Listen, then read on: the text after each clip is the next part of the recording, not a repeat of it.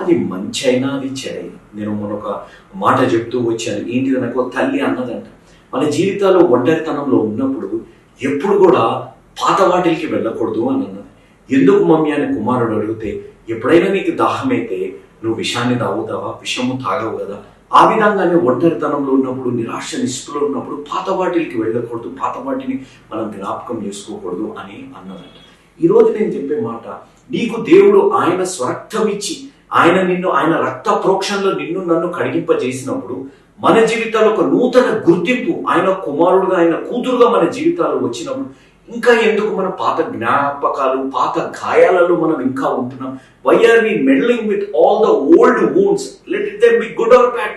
కొన్ని మార్లు మన జీవితాల్లో భార్యతో కొట్లాటైనా, భర్తతో కొట్లాటైనా, లేకపోతే మన జీవితాల్లో కుటుంబాల్లో ఏదైనా నిరాశ నిస్పృహకరమైన పరిస్థితులైనా, మన జీవితాలు అన్ని వదులుకొని మనం ముందుకు వెళ్తే కొన్ని సందర్భాలలో